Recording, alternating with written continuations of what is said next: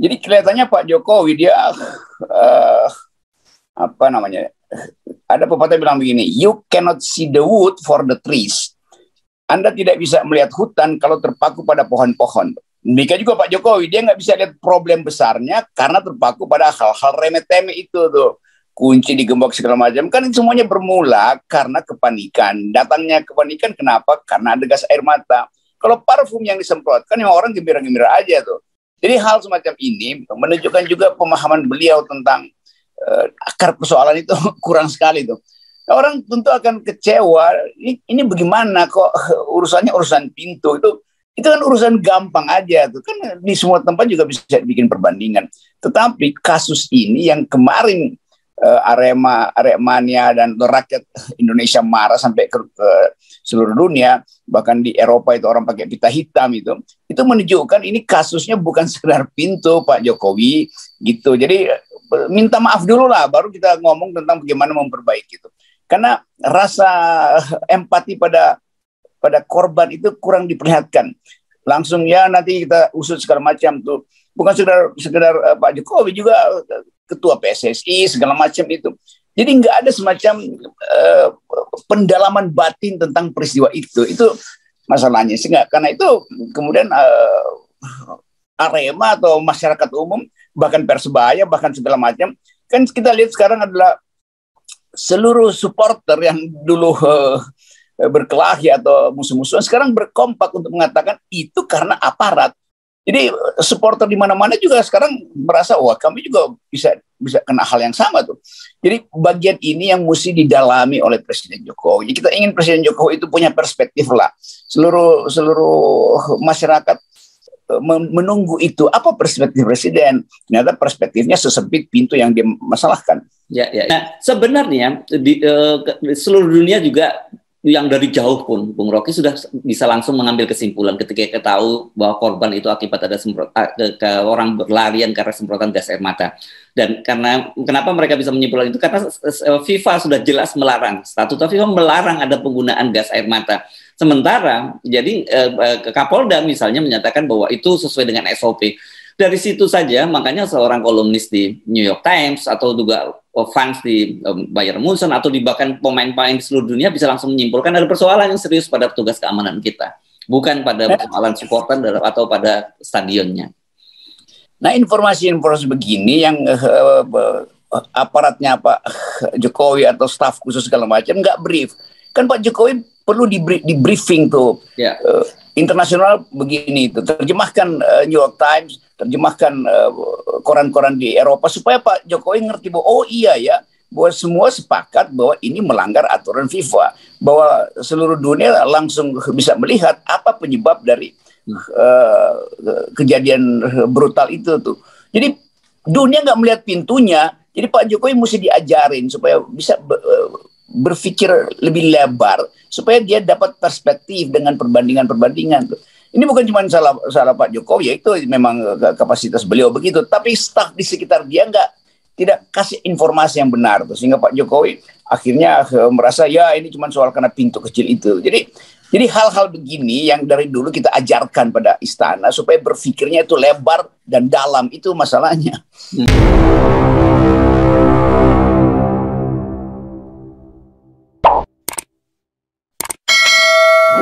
Halo, assalamualaikum warahmatullahi wabarakatuh. Waduh, kita mesti mengawali hari ini dengan keberkahan, Bung Rocky, karena terlalu banyak masalah di negeri kita ini, dan kalau nggak kita kuat-kuat, nggak banyak-banyak berdoa, ini berat ini situasinya ini, Bung Rocky. Ya, doa itu kita panjatkan setelah kita berniat untuk menyelesaikan masalahnya tuh. Kan Tuhan bilang kalau Anda tidak mampu menyelesaikan masalah jangan berdoa tuh. Kira-kira begitu. Jadi selesaikan masalahmu maka doamu akan kami kabulkan, ya kira-kira itu ya. Ya, sepakat. Kita ikhtiar dulu ya. Ikhtiar dulu. Ya, itu. Doa gitu ya. Jangan doa baru nggak ngapa-ngapain tapi berdoa itu salah. Itu fatalis namanya itu ya. Ya betul, fatalis. Dalam pepatah bahasa Latin namanya ora et labora. Bekerja dan berdoa. Jadi bekerja dulu gitu. Agama juga mengajarkan begitu ya. Jadi Tuhan tidak akan mengubah nasib sebuah bangsa Yeah. kalau tidak mengubah sendiri. Nah, itu udah sepakat. Nah, ini yang terjadi. Justru Pak Jokowi yang mau mengubah pintu di Kanjuruhan itu, karena kemarin Pak Jokowi rupanya melakukan inspeksi dan akhirnya beliau melihat satu pintu yang di situ yang disebut sebagai kuburan massal. Ya, ada satu pintu yang terkunci. Ini yang orang heran kenapa bisa pintu terkunci. Biasanya kan kok pertandingan selesai itu pintu-pintu itu langsung dibuka. Gitu. Bagus kalau pintunya terkunci, asal yang disemprotkan itu adalah parfum, orang nggak akan berebut keluar. Tapi kalau yang disemprotkan gas air mata kan, jadi kelihatannya Pak Jokowi dia apa namanya? Ada pepatah bilang begini, you cannot see the wood for the trees. Anda tidak bisa melihat hutan kalau terpaku pada pohon-pohon. Demikian juga Pak Jokowi, dia nggak bisa lihat problem besarnya karena terpaku pada hal-hal remeh-temeh itu tuh. Kunci digembok segala macam, kan semuanya bermula karena kepanikan. Datangnya kepanikan kenapa? Karena ada gas air mata. Kalau parfum yang disemprotkan, yang orang gembira-gembira aja tuh. Jadi hal semacam ini menunjukkan juga pemahaman beliau tentang akar persoalan itu kurang sekali tuh. Nah, orang tentu akan kecewa. Ini bagaimana kok urusan pintu itu kan urusan gampang aja tuh. Kan di semua tempat juga bisa bikin perbandingan. Tetapi kasus ini yang kemarin Aremania dan rakyat Indonesia marah sampai ke seluruh dunia, bahkan di Eropa itu orang pakai pita hitam itu menunjukkan ini kasusnya bukan sekedar pintu Pak Jokowi gitu. Jadi minta maaf dulu lah, baru kita ngomong tentang bagaimana memperbaiki itu. Karena rasa empati pada korban itu kurang diperlihatkan. Langsung ya nanti kita usut segala macam tuh. Bukan sekedar Pak Jokowi, juga ketua PSSI segala macam itu. Jadi nggak ada semacam pendalaman batin tentang peristiwa itu masalahnya sih nggak. Karena itu kemudian Arema atau masyarakat umum, bahkan Persebaya, bahkan segala macam, kan kita lihat sekarang adalah seluruh supporter yang dulu berkelahi atau musuh-musuhan sekarang berkompak untuk mengatakan itu karena aparat.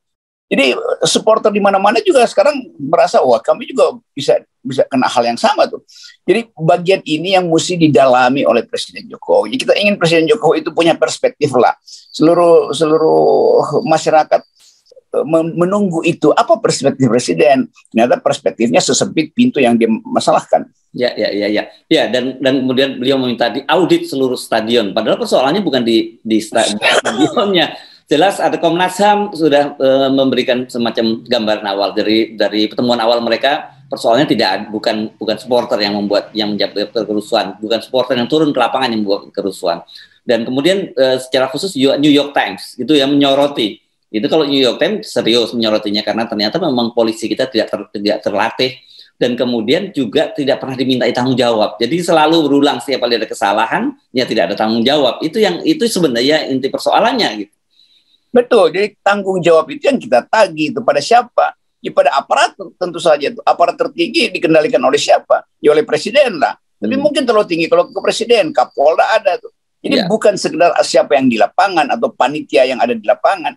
Kan aparat yang tidak terlatih, aparat yang tidak mengerti cara penanganan kerusuhan di dalam ruangan tertutup, itu yang mestinya diaudit, diedit, atau minimal ditata ulang. Pak Presiden mesti ngomong tentang aparat, bukan tentang infrastruktur yang sempit di situ kan.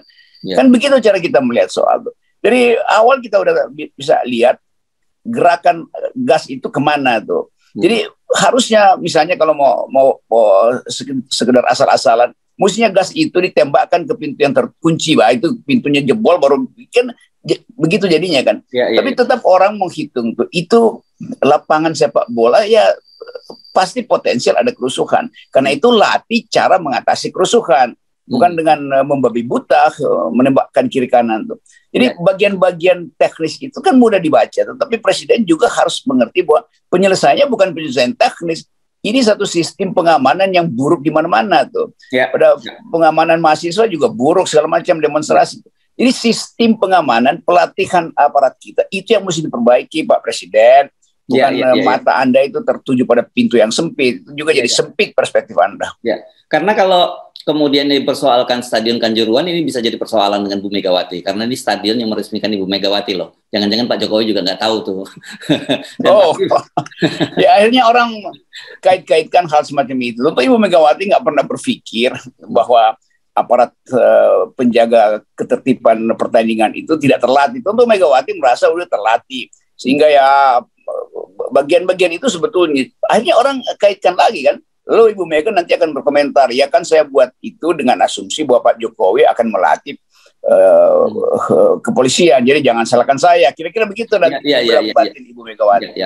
Nah sebenarnya di seluruh dunia juga yang dari jauh pun, Bung Rocky sudah bisa langsung mengambil kesimpulan ketika tahu bahwa korban itu akibat ada orang berlarian karena semprotan gas air mata.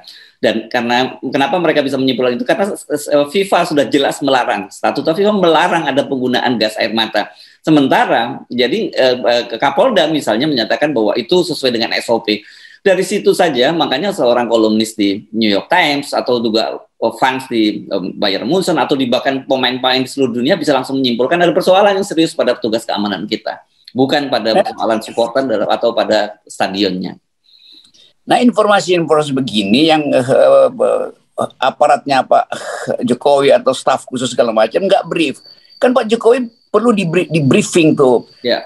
Internasional begini itu, terjemahkan New York Times, terjemahkan koran-koran di Eropa supaya Pak Jokowi ngerti bahwa oh iya ya, bahwa semua sepakat bahwa ini melanggar aturan FIFA, bahwa seluruh dunia langsung bisa melihat apa penyebab dari kejadian brutal itu tuh. Jadi dunia nggak melihat pintunya, jadi Pak Jokowi mesti diajarin supaya bisa berpikir lebih lebar supaya dia dapat perspektif dengan perbandingan-perbandingan tuh. Ini bukan cuma salah Pak Jokowi, ya itu memang kapasitas beliau begitu, tapi staf di sekitar dia tidak kasih informasi yang benar tuh, sehingga Pak Jokowi akhirnya merasa ya ini cuma soal karena pintu kecil itu. Jadi hal-hal begini yang dari dulu kita ajarkan pada istana supaya berpikirnya itu lebar dan dalam, itu masalahnya. Lama-lama kita jadi penasihat informal juga nih. Ya, apa boleh buat Bung Rocky, karena kan kemarin juga kita baca bagaimana staf khusus Presiden Jokowi yang tetap bersikukuh atas somasi dari Aremania terhadap Presiden Jokowi dan juga para otoritas yang lain. Tetapi menurut mereka apa urusannya Pak Jokowi harus minta maaf gitu. Ini yang yang saya kira mesti kita jelaskan nih. Ini staf khusus juga, ini dungu juga nih. Kan itu somasi untuk meminta perhatian Pak Jokowi terhadap keadaan psikososial dari masyarakat yang getir, yang marah segala macam. Kan somasi itu artinya teguran etis. Memang dia disebut somasi karena cuma itu jalannya tuh. Tapi kan di dalam hukum yang beradab, kalau disomasi kan orang mesti oh iya gue salah jangan-jangan ya. Itu namanya somasi. Somasi itu bukan tuntutan hukum. Itu adalah awal dari menyadarkan orang yang bersalah, itu somasi itu. Jadi staf khusus presiden ini mereka itu nggak paham tentang dasar pertama dari somasi itulah ethical imperatif itu. Itu dia nggak ngerti itu, belajar dari mana nih dungu-dungu ini nih. Iya. Nah, ini betul-betul membuat publik menjadi sangat kecewa, dan ternyata sikap-sikap semacam itu ya, sikap dalam tanda petik ini kan lari dari tanggung jawab itu, bukan tanda petik, sikap lari dari tanggung jawab itu diikuti juga oleh di bawahnya, misalnya PSSI, Ketua Umum PSSI mengatakan bahwa tanggung jawabnya bukan pada PSSI, tanggung jawabnya itu pada Panpel. Aduh, akibatnya tuh. saya jadi speechless deh mau ngomong ini. Ya kalau begitu tanggung jawabnya pada si pemegang kunci pintu itu. Jadi begitu kan. Juru kuncian yang tanggung jawab. Kan ini gila nih reasoning dari istana, dari staf-staf khusus ini kan. Itu kayak orang nggak terdidik dalam berpikir tuh, asal jeplak aja tuh. Kami nggak akan minta maaf karena nggak perlu lagi karena presiden udah pastikan diusut. Memang itu presiden omong apa nggak ngomong diusut, itu pasti harus diusut. Jadi yang lebih penting adalah dimensi etik dari peristiwa itu yang membuat orang jengkel, marah, sedih, geram segala macam. Karena itu disomasi. Jadi hati nurani publik minta presiden minta maaf lah. Nanti istana bilang kenapa kita mesti minta maaf tuh? Kan yang salah adalah juru kunci tuh kan, yang pegang kunci kan. Kan itu saya bayangkan cara berpikir staf-staf istana ini yang betul-betul Ya sering saya sebut dungu, itulah bukan orangnya dungu, cara berpikirnya dungu kan. Keadaan dunia marah, lalu dianggap bahwa ya nggak perlu minta maaf. Lo seluruh dunia itu marah, FIFA marah karena kalian itu nggak ngerti manajemen kekerasan itu. Jadi itu intinya tuh. Ini bahayanya kalau presiden dikelilingi oleh orang-orang yang hanya punya keahlian teknis hukum apalagi itu, nggak ngerti bahwa di belakang technicality dari hukum itu ada desain etis di situ, ada moral clarity. Somasi itu untuk minta moral clarity. Begitu cara berpikirnya tuan-tuan dan puan-puan yang ada di istana. Ya. Saya kira wajar kalau Anda juga kelihatan pagi ini kelihatan rada emosional gitu. Iya, karena ini serius betul, tapi ditanggapi soalnya peristiwa biasa tuh yang nggak perlu minta maaf dari segala macam. Lalu dipakai istilah tragedi. Di mana ada tragedi? Di dalam peradaban, kalau kita baca apa asal usul kata tragedi. Tragedi artinya sesuatu yang tidak mungkin dihindarkan karena dia bukan faktor manusia. Manusia dicemplungkan pada nasibnya oleh kekuatan-kekuatan di luar kapasitas dia. Artinya alam membuat tragedi. Kalau ini bukan alam yang buat, ini yang buat adalah petugas keamanan, dan itu yang nggak dipahami oleh istana kan. Oh, ini tragedi kemanusiaan. Nggak ada. Tragedi kemanusiaan itu tidak bisa diprediksi. Nah, peristiwa di Malang itu bisa diprediksi. Sesuatu yang bisa diprediksi pasti bisa dikontrol. Nah, gagal kontrol itu artinya gagal prediksi itu. Itu bukan karena kehendak alam itu terjadi itu. Tragedi karena kehendak alam di luar kapasitas manusia. Ini ada di dalam manajemen yang dikelola oleh sistem yang gagal untuk memberi rasa aman. Itu yang mesti dipahami oleh dungu-dungu yang berkeliling di sekitar Pak Jokowi, sehingga Pak Jokowi nggak ngerti sebetulnya beda antara tragedi dan kriminal.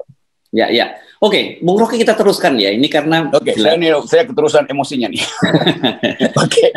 Oke, kita teruskan evaluasinya ya, karena kalau kita tadi lihat New York Times jelas itu dia jelas menuding langsung petugas keamanan, dalam hal ini kepolisian. Ada memang tentara, tapi di situ diperbantukan gitu ya.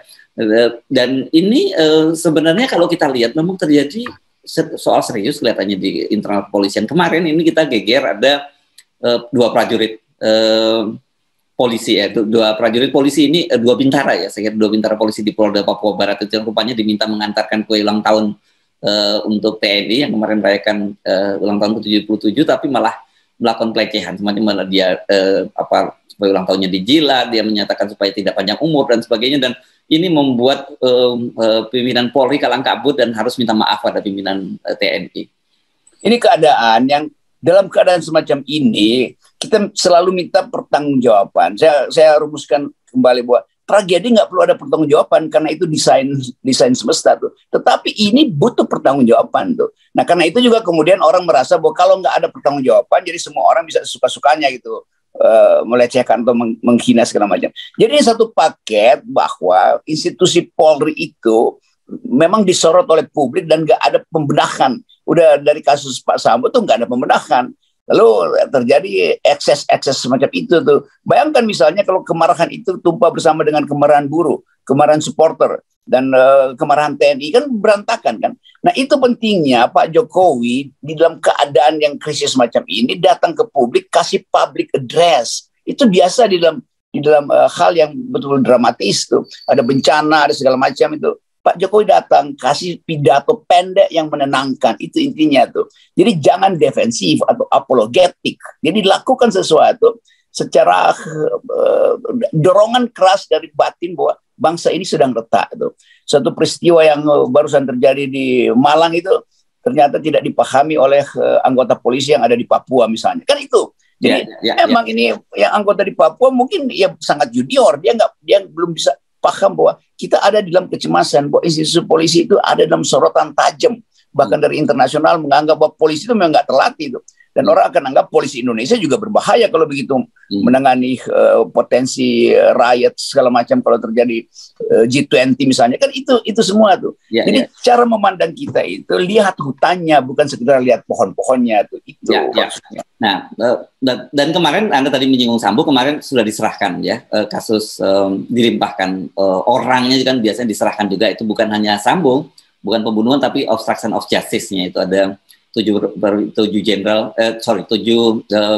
perwira, ada perwira tinggi dan perwira menengah yang diserahkan kepada kejaksaan. Tetapi ini yang disoroti oleh media itu justru ini kenapa kesannya seperti seolah-olah itu bukan penyerahan seorang penjahat tetapi ini seperti silaturahmi. Kenapa? Karena mereka melihat Sambo itu masih diperlakukan secara istimewa gitu, masih ketika ini dipayungi oleh provos dan sebagainya, dan ini wartawan dengan kritis menurut ini kayak seperti silaturahmi mereka nyebutnya begitu.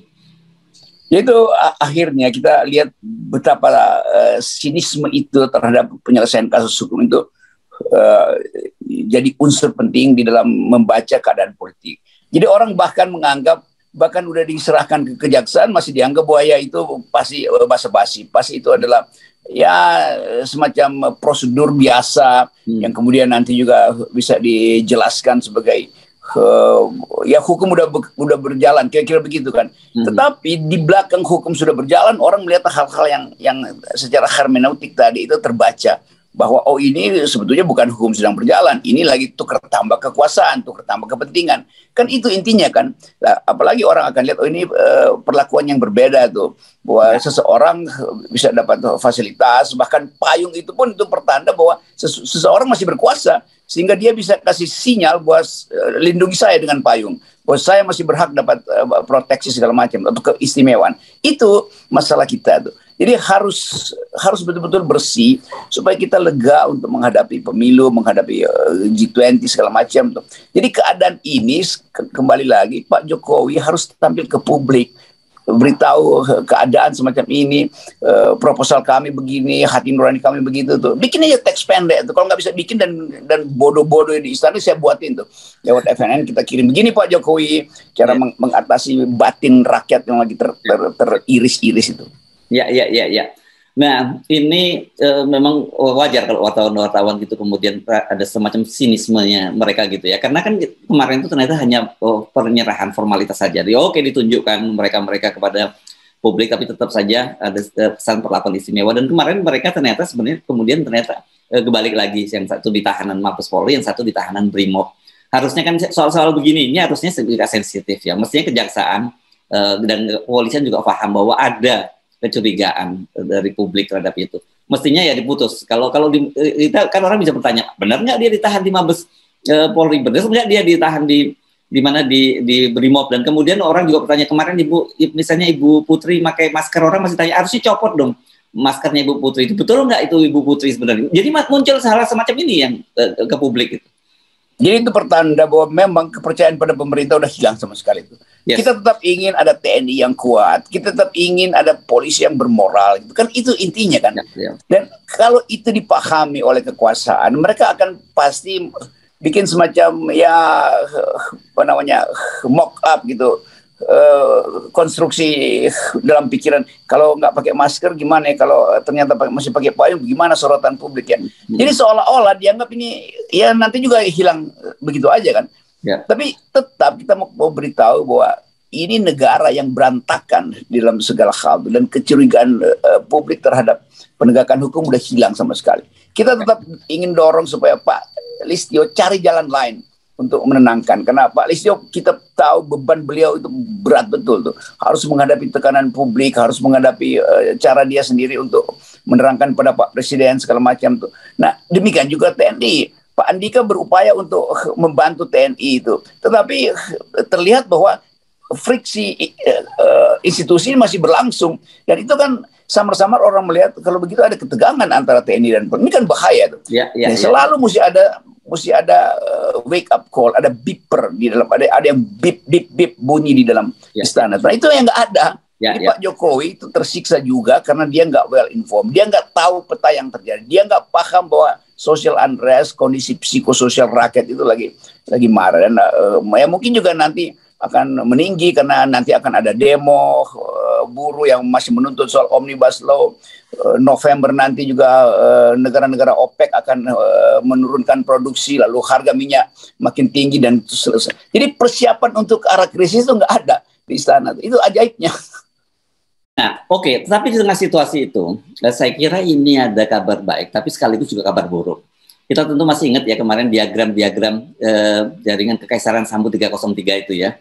Nah, ini baru muncul belakangan ini Pak Ito Sumardi ini diwawancara di Kompas, dia menyebutkan bahwa dia yakin bahwa diagram itu dibuat internal oleh kepolisian. Kata dia, karena dia sebagai orang dalam, saya juga pernah bikin semacam itu. Jadi dia bilang ini ada orang yang dalam tidak puas dan menyatakan dan membuat itu. Kabar baiknya menurut saya berarti masih adalah polisi-polisi yang baik yang masih pengen membongkar kasus itu. Tapi kabar buruknya berarti ya memang betul bahwa jaringan Sambo itu masih sangat kuat sekalipun dia sudah dicopot dipecat sebagai jenderal.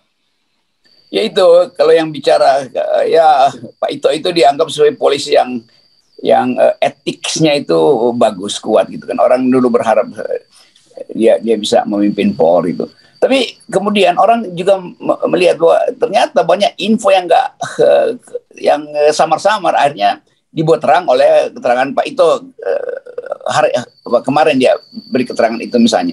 Jadi orang melihat ini panjang ini cerita ini nih.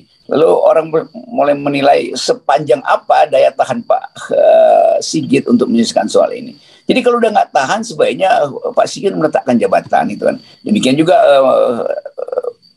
pejabat-pejabat yang lain. Itu lebih memudahkan orang melihat bahwa oke, Pak Sigit memang udah berusaha maksimal, tapi daya dorong politik tidak cukup kuat untuk membackup Pak Sigit misalnya tuh sebagai Kapolri, kan selesai masalahnya, sehingga mulai ada persiapan untuk cari pengganti Pak Kapolri. Tetapi persiapan itu pun nggak boleh politis, karena nanti orang anggap wah kalau begitu ada geng yang memang ingin jungkilkan Kapolri itu. Jadi semua hal itu jadi samar-samar. Dalam kesamar-samaran itu bermainlah intelijen, bermainlah kepentingan asing, bermainlah macam-macam faktor di situ tuh. Jadi ini kayak kita punya pengetahuan untuk melihat peta secara lebih lengkap, tetapi kemampuan kita untuk menerangkan itu nggak ada tuh. Itu soalnya. Kalau kita kan jurnalis FNN, kita punya kemampuan untuk menganalisis tuh. Kita hanya bisa analisis dan memberi sinyal bahwa arah dari penyelesaian ini nanti akan berantakan. Nah itu yang mesti jadi sinyal supaya Presiden ulangi lagi ketegasan itu. Kan Presiden udah berkali-kali cuman bilangnya selesaikan. Ya itu poinnya tetap ada pada relasi Presiden dengan Kapolri sekarang tuh. Dan di dalam relasi itu ada faktor-faktor lain, ada bintang-bintang lain yang berupaya untuk masuk dalam permainan. Yes. Jadi sejak awal kan seperti kita katakan bahwa kasus Sambo ini simptom, tapi ternyata kemudian muncul lagi kanjuruan. Jadi simptom-simptom ini kemudian membawa kita kepada satu diagnosa yang jelas, penyakit yang jelas, seperti kemudian seperti dituliskan oleh New York Times tadi ya. Betul. Jadi kalau kita yang ngomong mungkin dianggap ya itu terlalu ikut campur. Kalau New York Times atau media-media luar, dia endapkan masalahnya, terus dia lihat dari atas tuh, bird's eye view, dan petanya dia bisa baca lebih bagus tuh. Nah itu mestinya yang diterangkan pada Pak Jokowi oleh para pembantunya. Begini loh cara publik internasional melihat pelemahan bahkan decaying, pembusukan dari institusi-institusi demokrasi di Indonesia, atau banyak hal sebetulnya bisa kita bahas. Tapi sekali lagi mata istana itu nggak mampu untuk melihat hutan. Dia hanya melihat pohon-pohon yang tadi saya bilang, you cannot see the wood for the trees. Yes, oke. Terima kasih Bung Rocky, dan kita bisa melihatnya dengan jelas dengan 0%. Ini mata utama kita, 0%. Yeah, thank you Bung Rocky. Oke.